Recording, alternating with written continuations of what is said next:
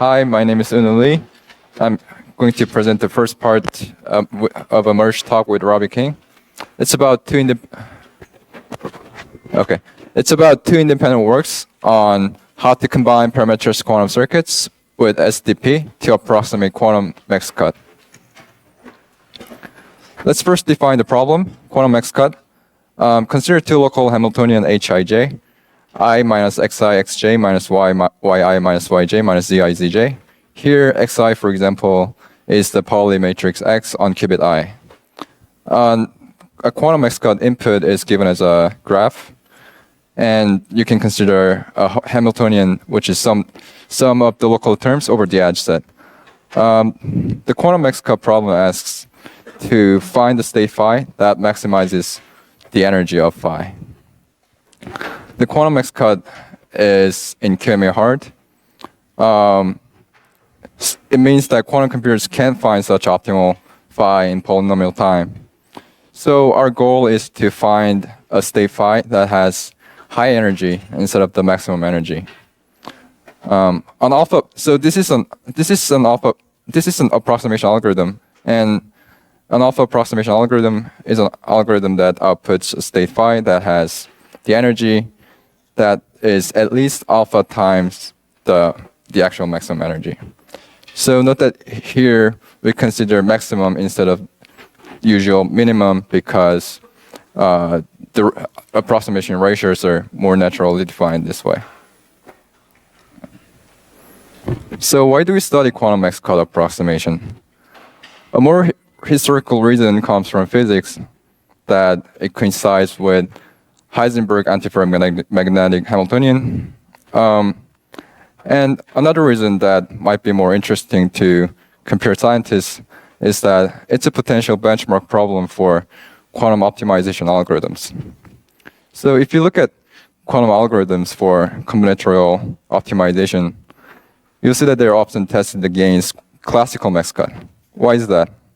First of all, max cut is simply defined. And second, it has a 0.878 approximation algorithm. Also, it's known to be NP hard to approximate with any higher ratio up to a conjecture. So it means that we know what to expect and what we cannot expect for new heuristics when you test against max cut. And we want to be able to use quantum computers to optimize quantum problems, also not only combinatorial problems. So it'd be nice to have a quantum benchmark problem. Some previous results on quantum max cut approximation.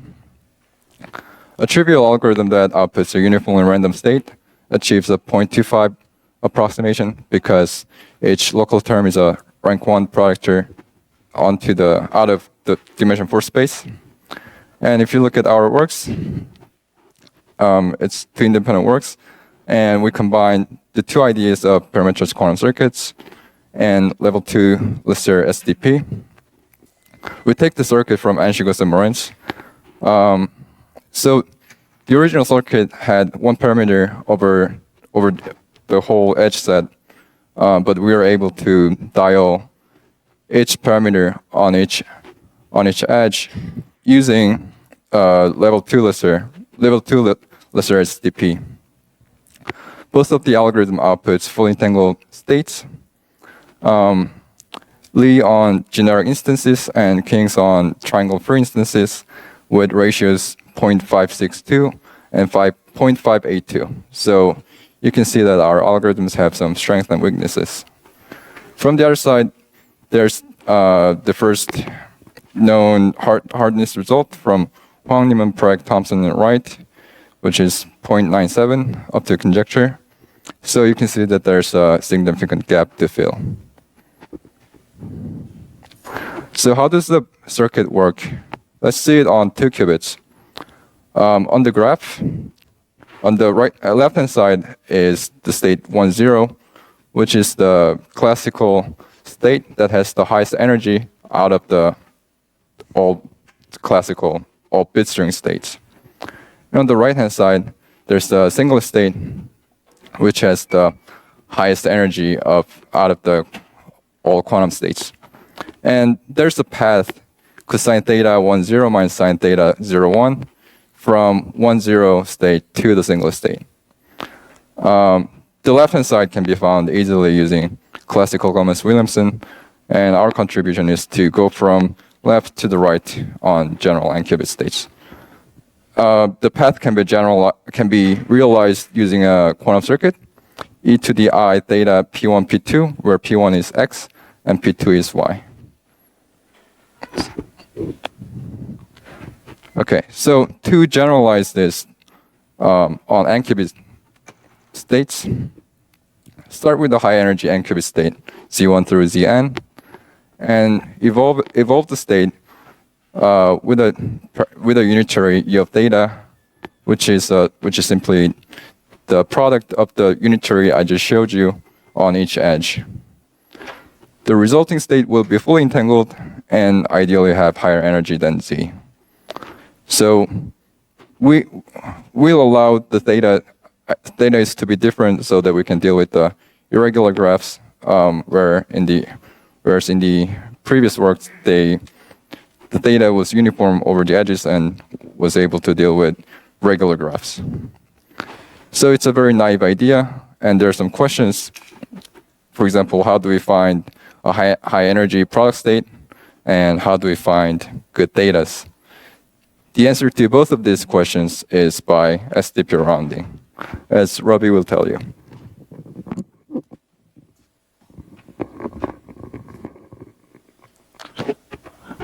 Hello, is that working? Okay. And how does this work?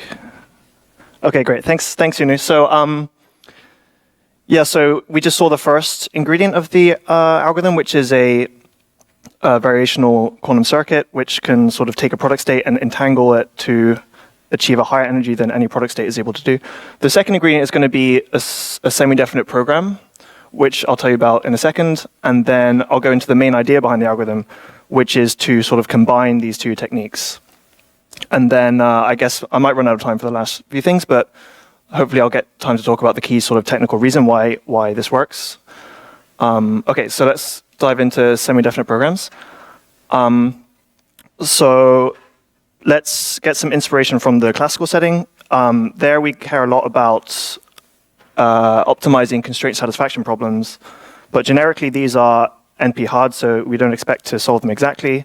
Instead, you ask for approximation algorithms where you can sort of satisfy as many constraints as possible relative to the best possible.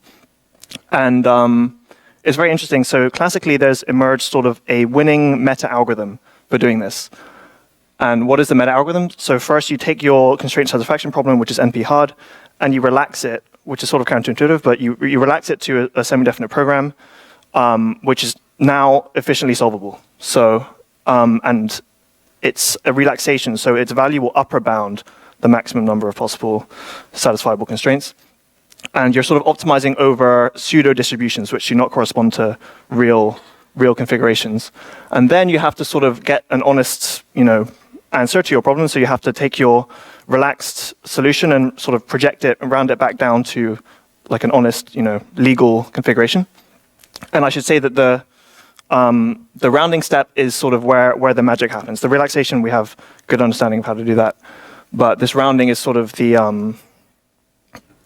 sort of where you need to do some work. Okay, so what is a semi-definite program? It's an optimization problem of this form. So we're trying to maximize a linear function of a matrix, so linear in the entries of the matrix, subject to the constraint that the matrix is PSD, positive semi-definite, plus also maybe some linear constraints as well. So it's sort of a generalization of linear programming.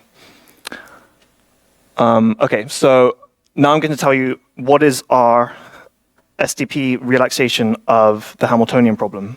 And in fact, this is general, so you can do this for a general Hamiltonian. So it's called the Lasserre hierarchy.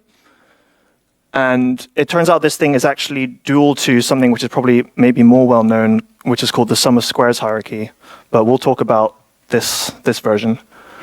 And it's kind of confusing, but like when you first see it, but I think the best way to get your head around it is through this observation. So given a density matrix rho, you can come up with a bilinear form on the space of operators on Hilbert space. So I call that M. What is the bilinear form? It's given rho, it's like trace rho A conjugate B. That's the bilinear form. And I guess I'm claiming that rho tells you M, and also M uniquely defines rho as well. So this is a sort of two-way thing. So now you can imagine writing M out as a sort of big matrix, right? So you need to choose a basis for the operators on Hilbert space. So we'll choose the Pauli basis. So that's the indexing of the rows and columns of this big matrix. And suppose you wanted to write our Hamiltonian problem in terms of this M. So the Hamiltonian is linear in the entries of M. So that's looking good. Also, yeah, and then we're optimizing subject to the constraint that M is PSD, and also some linear constraints which come from the algebra of the Paulis in this case, I guess. So this is good. So already we have seen that the Hamiltonian problem literally is an SDP. But what's the problem? The problem is that this matrix is exponentially big. So when I said you can solve SDPs, it's you can solve them in time, polynomial, and the size of the matrix. So so Hamiltonian problems are SDPs, but not efficiently solvable ones. So what's the relaxation? The next observation is that the Hamiltonian, the objective function, because the Hamiltonian is local, only depends on entries in the sort of top left corner, right? The low weight Paulis. That's all you need to find the objective. So what you can do is you can sort of cut out the top left block and say, okay, I'm just going to optimize over this polynomial sized submatrix. And now it's efficient, so now you can do this. But now I should stress that, like, given a valid top left block, there may not exist a sort of valid quantum state which gives this. It's a relaxation. Okay, so now what do we have to do? We have to round this back down to a genuine quantum state.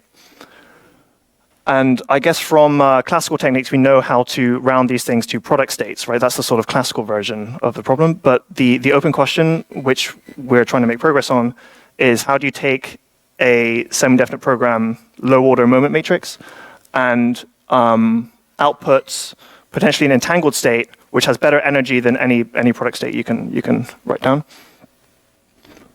Okay. Okay, so now we come to the main idea. So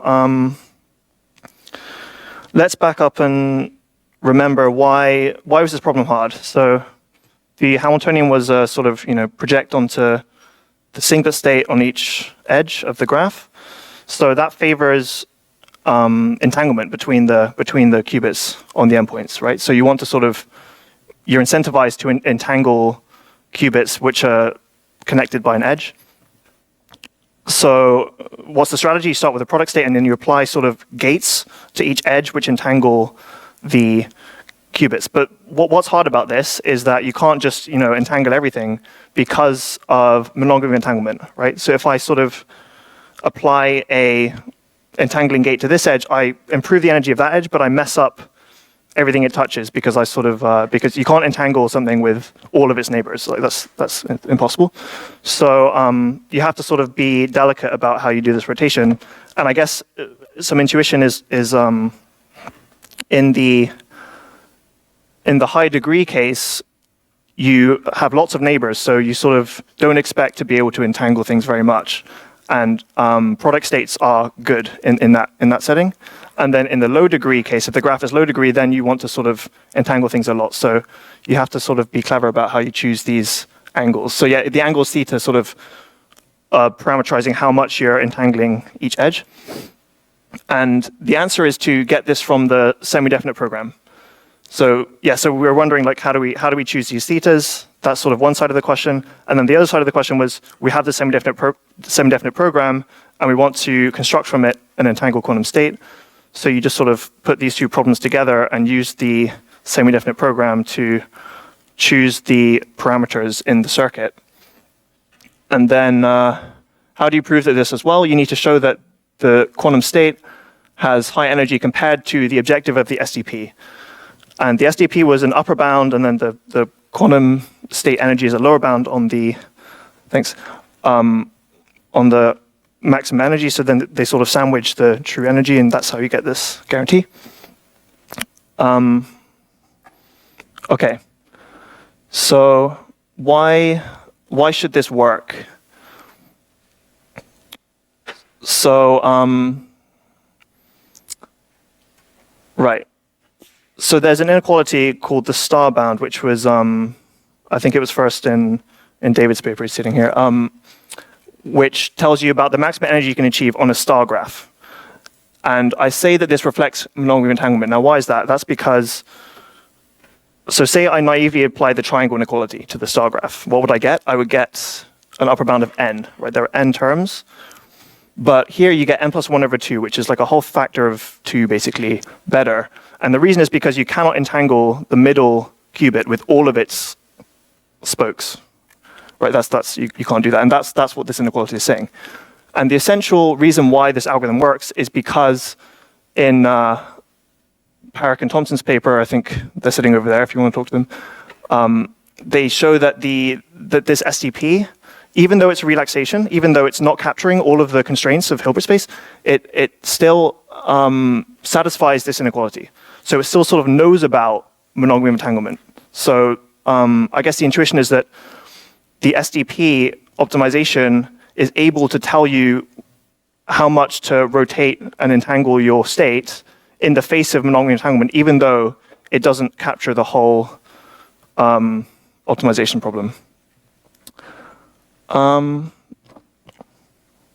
actually doing better than I expected for time, so. Right, so how does this fit into a more general context? So there are two sort of questions which are, which this is maybe relevant to. The first is how well can classical ansatses or classical algorithms do in approximating the solutions to Hamiltonian problems? And the second is when you do this semi-definite program relaxation, when you like sort of cut out the small matrix, how much do you lose, right? Like how much of a relaxation is that? And when you write down an algorithm like this, you sort of make progress in the positive direction on both of these questions.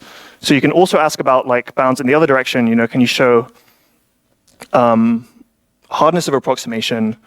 Like maybe you can't find a state which is better than some approximation factor. And I guess a full version of that would be like a quantum PCP theorem.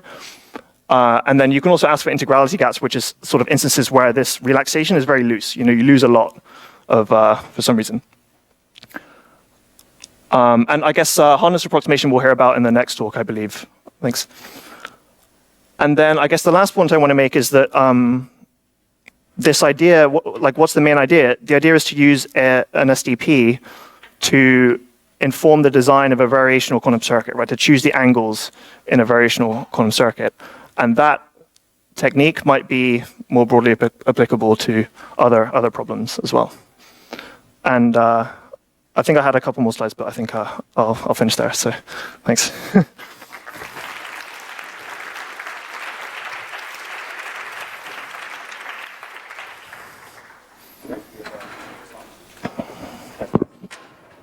Now it's on? Yes, very good. We have plenty of time for questions. So, questions? Over there.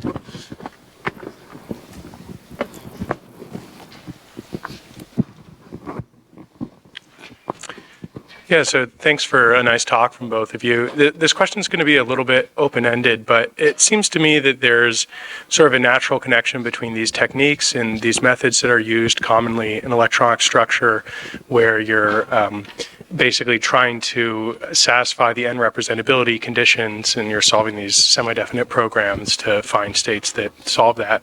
And in the fermionic context, you have sort of the simplifying property that because the electrons are identical, there's just sort of like one marginal that you have to make sure is positive semi-definite and evaluate constraints about it, versus in your case, you're looking at, many low-weight marginals. So I guess the question is, I'm curious if you've thought about the extension of techniques like this to fermionic Hamiltonians, and whether there are ways that would sort of make the procedure more simple.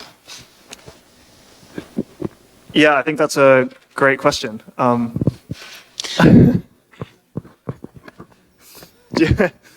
Yeah, I think that is something to explore. Like, so this is all in the spin case, and then what happens in the fermionic case is I'm not sure if these ideas have been applied there. So that's a great question. Yeah. All right, more questions? There's one in the back.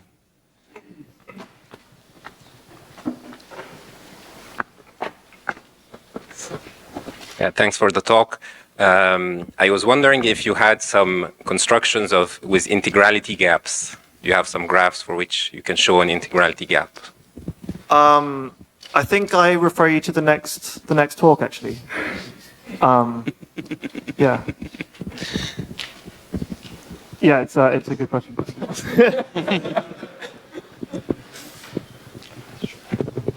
You use this star bound in the proof. Do you think it would also be possible to just like use a star bound and use less of the Lasserre hierarchy instead, so to make the original optimization SDP even simpler? Right, that's a fantastic question. So it turns out this is a really interesting point. So it turns out that so we cut out the SDP at 2 local operators, right? So we went up to we included all the 1 local and 2 local Paulis. If you just include the 1 local Paulis, it does not satisfy the monogamy entanglement. So for some reason, level 2 of this hierarchy is capturing this monogamy of entanglement constraint in a way that level 1 is not. And this is different to the classical case. So in the classical case, there's a huge flattening where basically any constant level does no better than level 1 in the worst case. Like that's known. So this is like a key sort of difference between the quantum and the classical setting, where you really do gain something by going to 2 local things. It's sort of like if you only look at 1 local moment, there's not enough constraints for the optimization to sort of know about monogamy of entanglement. I don't know if that was your question, but maybe if I just take the first level of the hierarchy and just put into my problem on top the star bound as a linear inequality, I see. Do I still get the same result then? Oh, I see. With like a smaller SDP, but an additional linear constraints? Oh, sure. So one point is that the variable on the star bound is defined on the second level. And another point is maybe you could recover other second level constraints. I don't know if it's true, but yeah, that's a possibility. Thank you. All right, we have time for one more question. I see a hand raised over here.